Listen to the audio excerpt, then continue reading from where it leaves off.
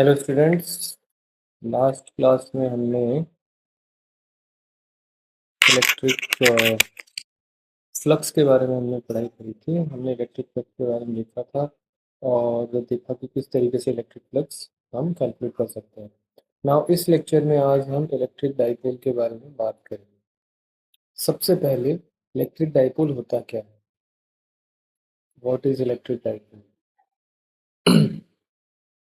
तो देखो, electric dipole को हमने किस तरीके से डिफाइन किया। हमने बोला एक प्लस चार्ज जो है वो पड़ा हो और एक माइनस चार्ज पड़ा हो और इनके बीच की जो डिस्टेंस होती है ना वो काफ़ी कम हो। इनके बीच की जो डिस्टेंस जो है वो काफ़ी कम होनी चाहिए। फिर से इस डिस्टेंस को मैं 2a बोल देता हूँ थोड़ी देर के लिए। इस डिस्टेंस को मैं d भी बोल सकता हूँ, कुछ भी बोल सकता हूँ, बट थोड़ी देर के लिए हम इसको 2a बोल देते हैं। तो क्या है ना कि इलेक्ट्रिक डाइपोल को हमने डिफाइन किया है P equals to q times जो ये चार्ज है इसका मैग्नीट्यूड लेना है एंड यहाँ पे हमें लिख देना है 2a। ये इलेक्ट्रिक डाइपोल है। अगर इसी इलेक्ट्रिक डाइपोल की वेक्टर फॉर्म लिखनी है तो हम क्या करेंगे, इस इलेक्ट्रिक डाइपोल को हम लिख देंगे p vector equals to q times 2a vector, और मैं क्यू टाइम्स आर वेक्टर भी लिख सकता हूँ। आर वेक्टर क्या हो गया? आर वेक्टर अपना पोजीशन वेक्टर हो गया। तो ये पोजीशन वेक्टर किस तरीके से होता है? ये पोजीशन वेक्टर होता है, देखो, पोजीशन वेक्टर निकालने के लिए हम क्या करते हैं, थोड़ा सा यहाँ पे एक लेट्स से इस तरीके से हम एक ग्राफ बना लेते हैं और एक्स वाई एक्सिस ले लेते हैं, एक्स वाई एक्सिस ले लेते हैं। मान लो इलेक्ट्रिक डाइपोल यहाँ पे पड़ा है इस तरीके से। ये इलेक्ट्रिक डाइपोल यहाँ माइनस Q और प्लस Q इस तरीके से पड़ा है। तो यहाँ पे जो इलेक्ट्रिक पोल की डायरेक्शन है इलेक्ट्रिक डाइपोल की, वो डायरेक्शन हम क्या करते हैं, माइनस जो Q होता है वहाँ से प्लस Q की तरफ लेते हैं। तो ऊपर वाले एग्जाम्पल में हमारा आर वेक्टर जो है या जिसको मैं 2a वेक्टर बोल रहा हूँ वो ऐसे है। तो इसकी जो वेक्टर फॉर्म होगी उसको हम इस तरीके से लिखेंगे। ये इलेक्ट्रिक डाइपोल को हमने डिफाइन किया है इस तरीके से। क्यों डिफाइन किया है थोड़ी देर में हमें पता चलेगा, क्योंकि जब हम इसका डेरिवेशन करेंगे इसके इलेक्ट्रिक फील्ड का तो हमें पता चलेगा कि ऐसा क्यों किया होगा हमने। तो फिर से एक बार देख लेते हैं। इलेक्ट्रिक डाइपोल में क्या है, दो चार्जेस होते हैं, ऑपोजिट चार्ज होने चाहिए और काफ़ी छोटी डिस्टेंस से वो सेपरेट अगर हों तो उनको हम एक इलेक्ट्रिक डाइपोल की तरह डिफाइन कर सकते हैं, जिसमें इस डाइपोल की जो डायरेक्शन होगी वो नेगेटिव चार्ज से पॉजिटिव चार्ज की तरफ होगी। तो डाइपोल को अगर मैं डिफाइन करूँ तो तो हम इसको ऐसे लिख सकते हैं, when two opposite charges when two opposite charges are kept at a very small distance, at a very small separation बोल देते हैं, a very small separation, they make a make an electric dipole। ठीक है। अब इस electric dipole का magnitude क्या होता है? Magnitude of electric dipole, magnitude क्या होगा? Charge multiplied by separation between charges. ठीक है, separation between charges. Electric dipole की डायरेक्शन क्या होगी? सिंपल है, इलेक्ट्रिक डाइपोल की जो डायरेक्शन होगी from negative charge to positive charge, from negative to positive charge, ये इलेक्ट्रिक डाइपोल की डायरेक्शन हो जाएगी। ये चीज़ क्लियर है? अब देखो, फिर से हम एक्स वाई एक्सिस लेते हैं और इस डाइपोल की वजह से इलेक्ट्रिक फील्ड, जो मेन चीज़ है या मेन कॉन्सेप्ट है वो है electric field due to electric dipole. तो इसके लिए हम क्या करेंगे, हम एक्स वाई एक्सिस ले लेते हैं ऐसे, ये हम एक्स वाई एक्सिस ऐसे ले लेते हैं, ये एक्स एक्सिस हो गया, ये वाई एक्सिस हो गया। तो ऐसा है यहाँ पे हम एक इलेक्ट्रिक डाइपोल कंसिडर करते हैं। फॉर एग्जांपल यहाँ -q चार्ज है, यहाँ पे +q चार्ज है। तो ये इलेक्ट्रिक डाइपोल जो होगा वो इस तरीके से डिफाइन होगा, इसको हम p बोल देंगे। इनके बीच की डिस्टेंस जो है वो 2a है, विच मीन्स ये मिड पॉइंट है ओरिजिन अपना, और दोनों साइड में a एंड a डिस्टेंस है। ओके, यहाँ पे हमारे पास चार्जेस -q एंड +q पड़ा है, ठीक है। अब इससे क्या करना है, मुझे एक इलेक्ट्रिक डाइपोल निकालना है, लेट्स से r डिस्टेंस पे। सॉरी, इलेक्ट्रिक डाइपोल नहीं निकालना, इलेक्ट्रिक फील्ड निकालना है इलेक्ट्रिक डाइपोल की वजह से। तो ये एक पॉइंट ले लेते हैं हम, और यहाँ पे मैं निकालना चाहता हूँ इलेक्ट्रिक फील्ड क्या होगा। सबसे पहले इस इलेक्ट्रिक फील्ड की डायरेक्शन क्या होगी ये देखते हैं। देखो, यहाँ पे अगर मैं देखूँ तो पॉजिटिव चार्ज की वजह से जो डिस्टेंस होगी, ये पॉजिटिव चार्ज ये वाला है, पॉजिटिव चार्ज से जो डिस्टेंस है वो कितनी होगी, r - a। ये चीज़ समझ में आती है अपने को, तो ये तो r - a होगा। और जो नेगेटिव चार्ज है उससे जो डिस्टेंस है वो कितनी होगी, r+a। ऐसे बोल सकते हैं हम, ये चीज़ बोल सकते हैं। तो मैंने यहाँ पर r+a बोल दिया, ठीक है। ये डिस्टेंसेस हम देख सकते हैं, ये वाली डिस्टेंस, ये वाली डिस्टेंस, ये वाली डिस्टेंस, ठीक है। ओके, अब मैं इलेक्ट्रिक फील्ड को ऐसे डिफाइन कर देता हूँ, यहाँ पे इलेक्ट्रिक फील्ड है इस पॉइंट पे, इस पॉइंट पे इलेक्ट्रिक फील्ड जो होगी वो पॉजिटिव चार्ज की वजह से राइट डायरेक्शन में होगी, इसको मैं लेट्स से ई प्लस बोल देता हूँ थोड़ी देर के लिए। और जो नेगेटिव चार्ज की वजह से इलेक्ट्रिक फील्ड होगी वो इस डायरेक्शन में होगी, जिसको मैं ई माइनस बोल देता हूँ। तो भैया ऐसा है, जो टोटल इलेक्ट्रिक फील्ड होगा, ई रिजल्टेंट की अगर अपन बात करें तो वो क्या होगा, ई प्लस, और उसमें से हम माइनस कर देंगे ई माइनस, ये बोल सकते हैं हम। अब ई प्लस को अगर मुझे लिखना है तो मैं कैसे लिखूंगा, e plus will be nothing but k q upon r - a²। And इसी तरीके से ई माइनस लिखूंगा मैं तो वो क्या हो जाएगा, के q upon r+a²। Electric field due two point charge का फॉर्मूला हमें पता है ना, के क्यू अपॉन r² होता है।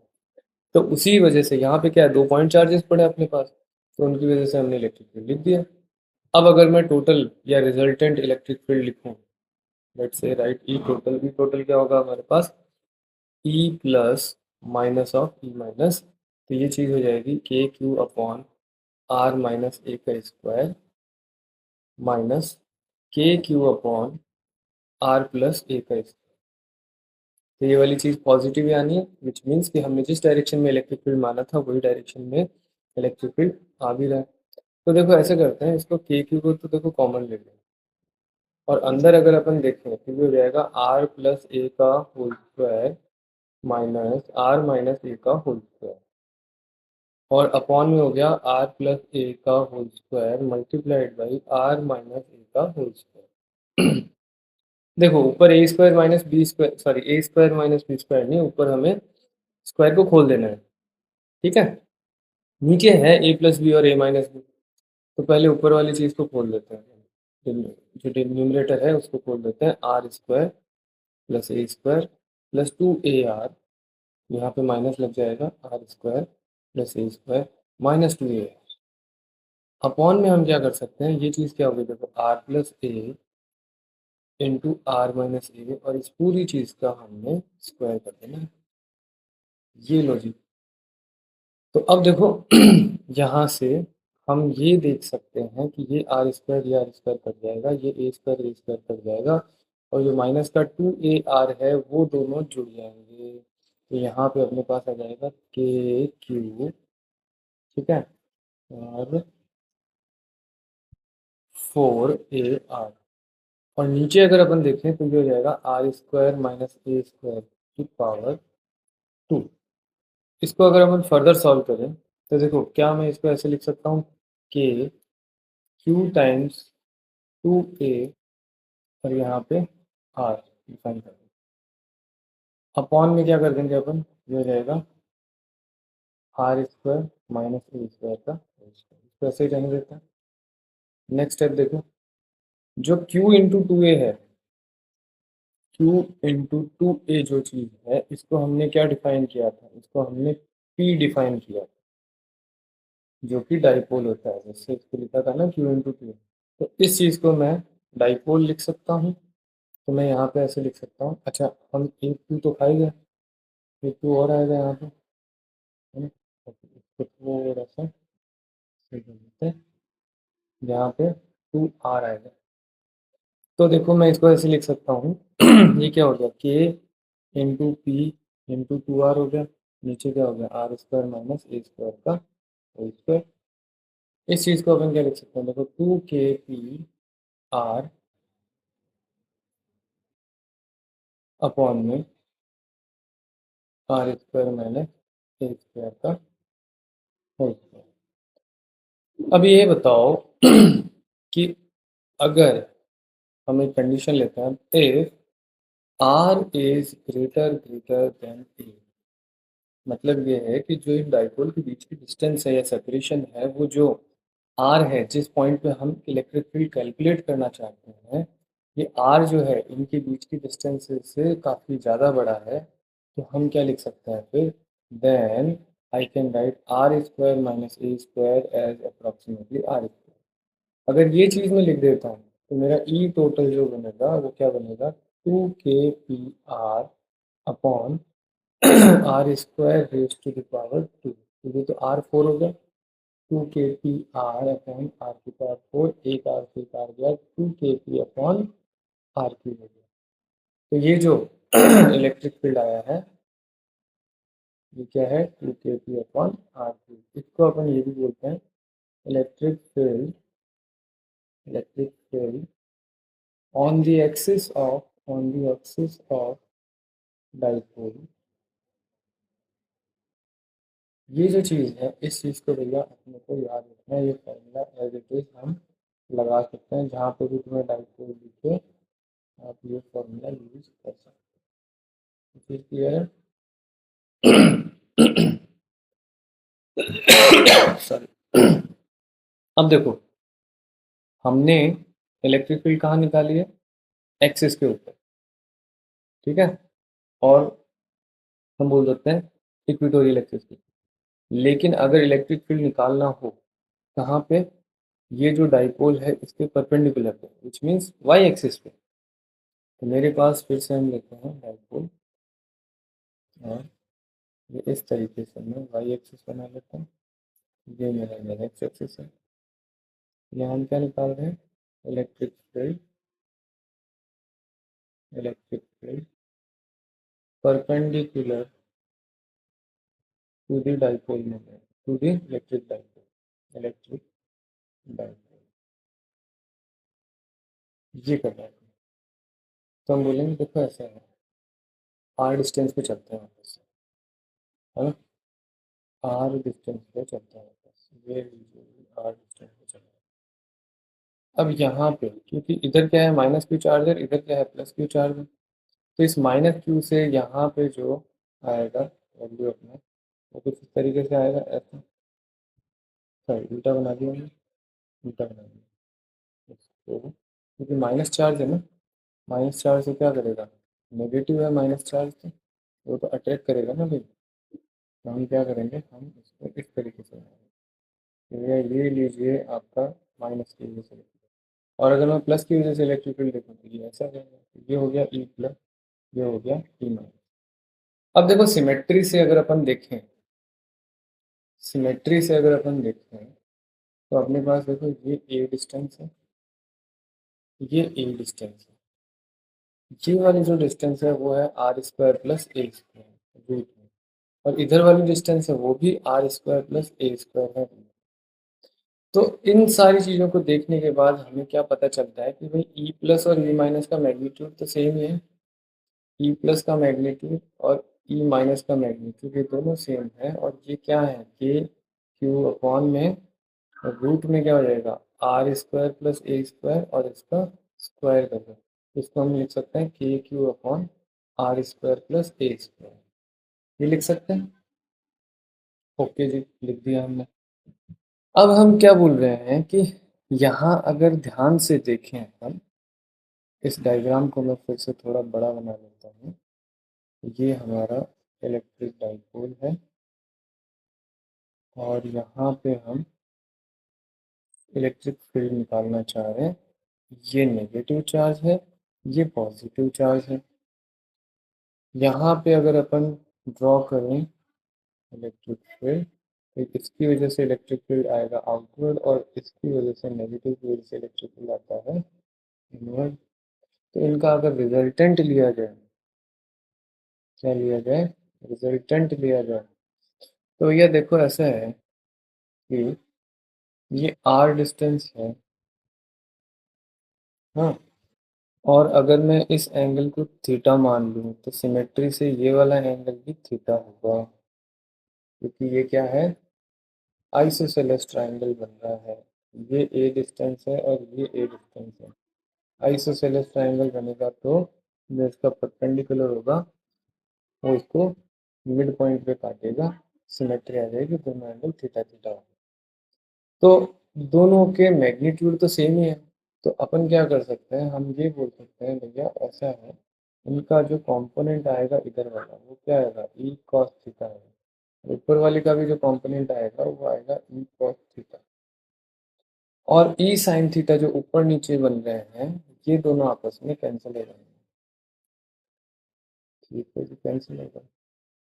तो ये जो थीटा है, इस थीटा की वैल्यू लिख सकते हैं क्या हम, इस थीटा की वैल्यू क्या होगी, देखो ये अगर एंगल थीटा है, ध्यान से देखना, अगर ये वाला एंगल थीटा है तो ये वाला एंगल क्या होगा, 90 माइनस थीटा। तो ये वाला एंगल क्या हो जाएगा, ये फिर से 90 हो जाएगा, तो ये वाला एंगल हो जाएगा थीटा। बाकी तो पैरेलल लाइन वाले कॉन्सेप्ट से ही बोल सकते हैं ये एंगल थीटा होगा। अगर ये एंगल थीटा है तो हम क्या बोल सकते हैं कि भैया देखो साइन थीटा जो है, ये जो ट्राइंगल बना है इसमें हमारे पास ये वाली डिस्टेंस क्या है, आर है, ये वाली डिस्टेंस क्या हो गई, आर प्लस ए स्क्वायर हो गई, और ये वाली डिस्टेंस हो गई ए। तो ये थीटा है, तो मैं साइन थीटा कॉस थीटा सारी वैल्यू लिख सकता हूँ। साइन थीटा को जैसे मैं लिख सकता हूँ ये वाली चीज, और कॉस थीटा को मैं लिख सकता हूँ ए अपॉन रूट में आर स्क्वायर प्लस ए। अब देखो यहाँ पे मेरा जो टोटल इलेक्ट्रिक फील्ड है ई टोटल, वो क्या है, टू ई कॉस थीटा है। तो हम क्या लिख सकते हैं, टू ई की वैल्यू क्या हो गई अभी, ई की वैल्यू तो हमने ऑलरेडी निकाल रखी है, ये रही ई की वैल्यू, ई प्लस सिग्मा में, तो मैंने मिला, इसको हम लिख देंगे के क्यू अपॉन क्या करें, r square plus a square into cos theta. Cos theta की वैल्यू अपने पास है ए अपॉन रूट में again r square plus a square. तो हम क्या बोलेंगे अब, भाई ये देखो के इंटू क्यू ए, ये हो गया फिर से, और नीचे क्या हो गया, r square plus a square की पावर 3/2। इस चीज़ को मैं क्या लिख सकता हूँ, k p upon r square plus a square की पावर 3/2, क्योंकि पी को क्या है हम क्यू इंटू क्यू से रिप्लेस करेंगे। अब देखो इधर आर स्क्वायर, नाउ हम बोलेंगे r square plus a square, तो again a r is greater than a, हम बोलेंगे r square plus a square का अप्रॉक्सीमेटली आर स्क्वायर लिख दें, तो इसका मतलब क्या हुआ, r square plus a square upon 3/2 है, इसका अप्रॉक्सीमेटली मैं आर क्यूब लिख सकता हूँ। तो ई टोटल जो होगा अब वो क्या होगा, ई टोटल हो जाएगा मेरा ए पी अपॉन आर, ये चीज़ क्लियर है। ये हमारे इलेक्ट्रिक डाइपोल की वजह से क्या है, इलेक्ट्रिक फील्ड आ गई। अभी इनकी अगर वेक्टर फॉर्म लिखना है, vector form of electric dipole, देखो स्टूडेंट्स, अगर अगर तुम्हें लगता है कि लेक्चर बहुत फास्ट चल रहा है तो आप इसको स्लो कर सकते हैं, यूट्यूब में सेटिंग्स होती है। और अगर आपको लगता है कि ये लेक्चर काफ़ी स्लो है तो आप इसको फास्ट भी कर सकते हैं। अगर आपको लगता है कोई कॉन्सेप्ट क्लियर नहीं हुआ है तो आप वापस से इसको है ना बैकवर्ड जाके रिवर्स करके रिवाइंड करके और वापस से देख सकते हैं जितनी बार चाहे। बाकी कोई और दिक्कत हो तो आप कमेंट में लिख दीजिए, तो हम देखें। Now vector form of electric dipole, हमने क्या देखा, इलेक्ट्रिक डाइपोल ऐसे है, तो यहाँ से अगर r डिस्टेंस जाते हैं तो इसकी डायरेक्शन होती है इधर, इलेक्ट्रिक फील्ड हो जाता है 2kp/r3। और अगर मैं यहाँ पे r डिस्टेंस ऊपर जाता हूँ तो यहाँ इलेक्ट्रिक फील्ड की डायरेक्शन हो जाती है डाइपोल के ऑपोजिट में, E हो जाता है kp/r3। तो हमें क्या करना है, हमें बस इसमें आई कैप जे कैप जोड़ दो या फिर प्लस माइनस जोड़ दो, तो हम इसको ऐसे लिख सकते हैं, electric field vector equal to axis पे अगर अपन लिखें, ठीक है, इसको हम लिख देते हैं थोड़ा ढंग से लिख देते हैं इसको, चलो ये ले लेते हैं और एक्सिस को हम थोड़ा ढंग से लिखते हैं। ई एक्सिस क्या होगा, अब ई एक्सिस हो जाएगा हमारे पास 2k p vector upon r two, क्योंकि इलेक्ट्रिक फील्ड और डाइपोल का वेक्टर सेम है। और अगर इसी की जगह मैं ई परपेंडिकुलर लिखूं या ई इक्विटोरियल भी इसको बोल लेते हैं, इक्विटोरियल, और हम लिख देते हैं ई परपेंडिकुलर इक्वल टू क्या होगा, के पी अपॉन में आर क्यू। अब देखो इसको डायरेक्शन लेनी है पी के ऑपोजिट, तो यहाँ एक माइनस लगाना, माइनस के पी अपॉन आर, ये चीज़ का हमेशा ध्यान।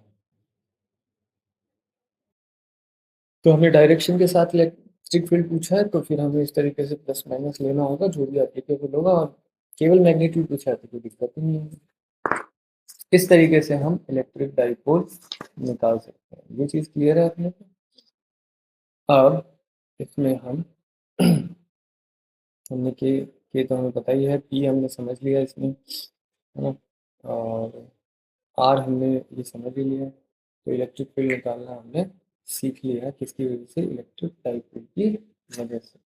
ठीक है, तो इसमें एक अगर छोटा सा क्वेश्चन अगर हम करना चाहें, एक बहुत ही छोटा सा क्वेश्चन करते हैं। तो क्वेश्चन क्या है कि देखो ऐसा है, यहाँ पे एक +2 कूलम चार्ज पड़ा है, -2 कूलम चार्ज पड़ा है, यहाँ पे हमारे पास +2 कूलम चार्ज पड़ा है, इनके बीच की डिस्टेंस जो है वो लेट्स से 0.1 mm है। 0.1 mm का मतलब क्या हुआ, हम बोलेंगे 0.1 × 10⁻³ मीटर और 10⁻⁻⁴ मीटर। अब हम बोल रहे हैं कि यहाँ इसके मिड पॉइंट से हम चलते हैं मान लो 10 मीटर पर, तो वहाँ पे जो इलेक्ट्रिक फील्ड है उसका मैग्नीट्यूड क्या होगा, तो हम बोलेंगे देखो ऐसा है, ई इक्वल टू क्या होता है, 2kp/r3, तो 2 × 9 × 10⁻⁹ पी की वैल्यू क्या है, q×2 है, तो q क्या है यहाँ पे 2 कूलम, और 2a कितना हो गया यहाँ पे 2 × 10⁻⁴ मीटर, अपॉन में क्या है आर क्यूब, 10 का क्यूब करेंगे तो 10, सॉरी पॉवर में जाएगा। तो इससे मैं क्या बोल सकता हूँ, यहाँ से मैं इसको लिख सकता हूँ, देखो 2 ये 8 हो गया, 8 × 9 हो गया 72, 10⁻⁹ और ये हो गया 10⁻⁻7, ये हो गया 7200 न्यूटन। इलेक्ट्रिक फील्ड का इलेक्ट्रिक फील्ड का यूनिट क्या होता है, इलेक्ट्रिक फील्ड का यूनिट पता है, इलेक्ट्रिक फील्ड का यूनिट क्या होगा, ई इक्वल टू क्या होता है, q/r² होता है। इलेक्ट्रिक फील्ड का यूनिट क्या हो जाएगा, देखते हैं निकाल सकते हैं क्या, एक्चुअल में इलेक्ट्रिक फील्ड का जो यूनिट है वो वोल्ट पर मीटर नहीं है, इस फॉर्मूले से तुम्हारे पास नहीं आएगा। ठीक है, तो इलेक्ट्रिक फील्ड निकालने के लिए हम ये वाला फॉर्मूला यूज कर सकते हैं, Q×F होता है, तो ई इक्वल टू न्यूटन पर कूलम लिख सकते हैं। तो हम लोग क्या लिख सकते हैं, न्यूटन पर कूलम लिख सकते हैं, और हम लिख सकते हैं वोल्ट पर मीटर, कितना वोल्टेज पर मीटर में रहेगा, ये चीज़ हमें पता होनी चाहिए। क्लियर है, ओके। अब इसी के साथ यही एग्जाम्पल और ले लेते हैं कि अगर ये आर जो है, एक r distance where on perpendicular axis, calculate electric field, तो प्रीवियस क्वेश्चन में उठा लेते हैं। इसमें अगर जो हमें डिस्टेंस दे रखी है वो एक्स एक्सिस पे ना होते वर्टिकली होती, तो हम क्या लिखते हैं यहाँ पे 10 मीटर जाते हैं ऐसे लिखते हैं, और यहाँ पे इलेक्ट्रिक फील्ड हम ऐसे बोलते हैं, और इस इलेक्ट्रिक फील्ड को हम लिखते क्या है के पी अपॉन आर पी। और के 9 × 10⁹ पी क्या हो गया q 2 coulomb into 10⁻⁻4 metre into 2, क्योंकि 2 ए होता है ना भाई बीच के डिस्टेंस, सॉरी 2 ए नहीं, ये तो पूरे 2 ए दे रखा है ना 10⁻, तो कुछ नहीं करेंगे सिंपली 10⁻⁴। तो यहाँ हम सिंपली लिखेंगे के पी के हो गया 2 कूलम इंटू 10⁻⁴ मीटर अपॉन में आर क्यूब हो गया अपना 1000 मीटर हो गया। ये हो जाएगा 18 इंटू 10⁻², और 1800 न्यूटन पर कूलम। ये इलेक्ट्रिक फील्ड हमारा इलेक्ट्रिक डाइपोल के इक्विटोरियल पोजीशन पे। ये चीज़ क्लियर है? तो हमने क्वेश्चंस भी देख लिए किस तरीके से इनका यूज करना है, हमने डाइपोल भी जैसे इलेक्ट्रिक फील्ड निकालना सीख लिया। तो नेक्स्ट चैप्टर में हम देखेंगे कि ये जो डाइपोल है ये अगर यूनिफॉर्म इलेक्ट्रिक फील्ड में इसको रख दें तो ये किस तरीके से बिहेव करेगा। ओके, तो तब तक के लिए स्टूडेंट्स आप ये वाले लेक्चर्स जो हैं ये रिवाइज कीजिए। इसमें जहाँ पे भी आपको डाउट आता है, दिक्कत आती है, आप बिल्कुल कमेंट कीजिए और वो कमेंट पर मैं रिप्लाई करूँगा।